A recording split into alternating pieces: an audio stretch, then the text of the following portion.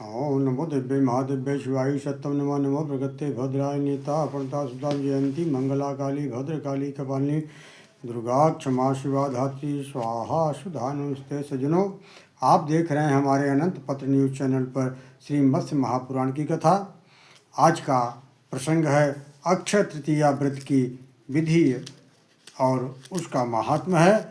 ईश्वर उवाच, भगवान शंकर कहते हैं, अथान्यामपि वक्ष्यामि तृतीया सर्वकामपदां यस्या दत्तं हुतं तब जप्तं सर्वभवति साक्ष्यं। वैशाख शुक्लपक्षे तु तृतीयाय रूपोषिता अक्षयं फलमाप्नोति सर्वस्य सुकृतस्य च।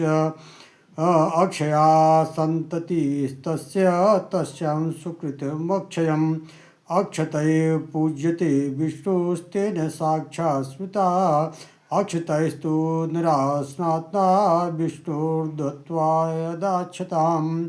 भगवान शंकर ने कहा, नारद, अब मैं संपूर्ण कामनाओं को प्रदान करने वाली अक्षय तृतीया व्रत का वर्णन कर रहा हूँ, जिसमें दान देना, हवन करना और जप करना सभी अक्षय हो जाता है। जो लोग वैशाख मास के शुक्ल पक्षी तृतीया के दिन व्रतोपवास करते हैं, वे समस्त सत्कर्मों का अक्षय फल प्राप्त करते हैं। वह तृतीया यदि कृतिका नक्षत्र से युक्त हो तो विशेष रूप से पूज्य मानी जाती है। इस व्रत का अनुष्ठान करने वाले की संतान अक्षय हो जाती है। उस दिन का किया हुआ पुण्य अक्षय हो जाता है। इस दिन अक्षत के द्वारा भगवान विष्णु की पूजा की जाती है, इसलिए इसे अक्षय तृतीया कहते हैं।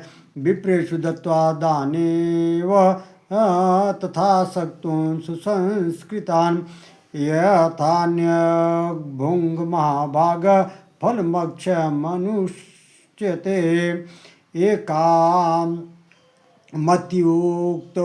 कृत्वा तृतीया विधिवन्नरः तथा एतासामपि सर्वासां तृतीयायां फलं भवेत्।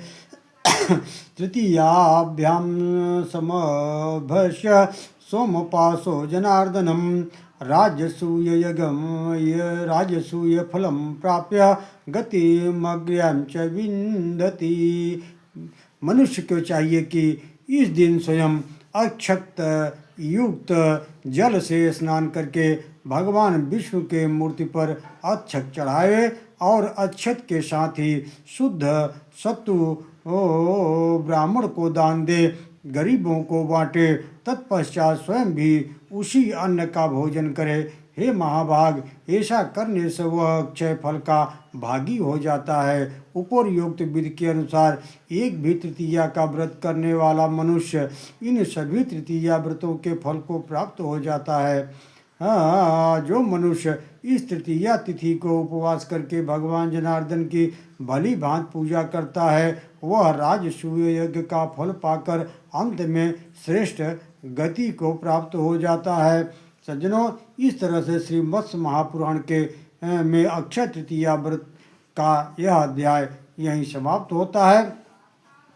मैं पुनः आप लोगों के बीच में एक दूसरे व्रत की कथा लेकर के सारस्वत व्रत का क्या विधि है और इसकी क्या महात्मा है, आइए चलते हैं सीधा कथा की तरफ।